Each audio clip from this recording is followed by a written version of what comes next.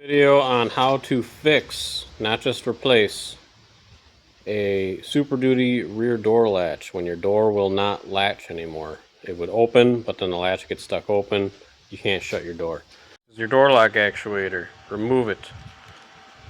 There is a tab right there that you need to pry downward. Then this whole assembly slides towards the camera.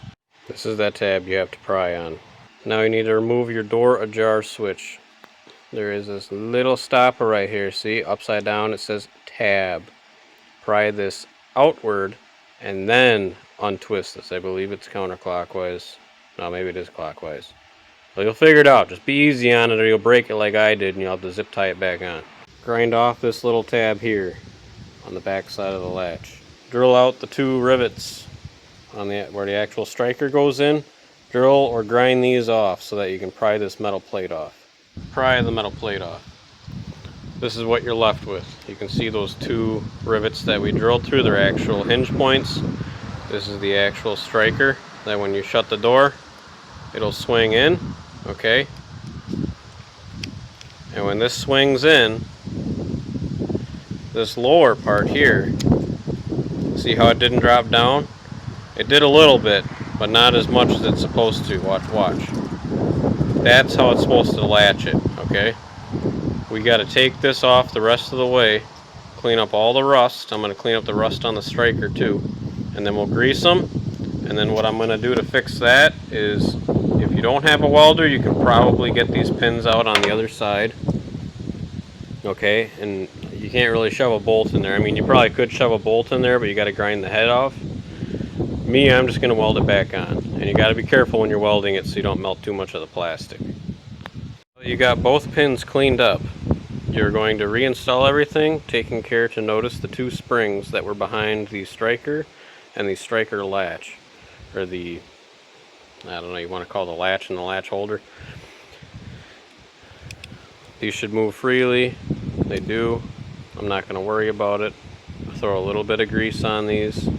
Not too much, and we'll reinstall the pieces.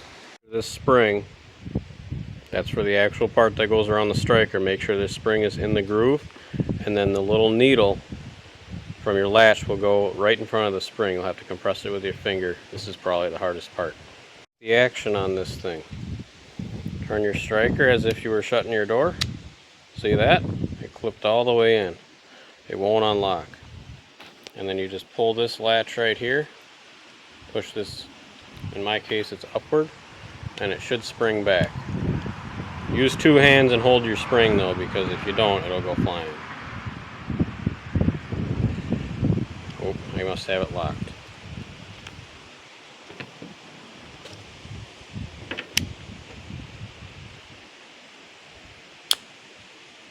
See, my spring went flying, but it works.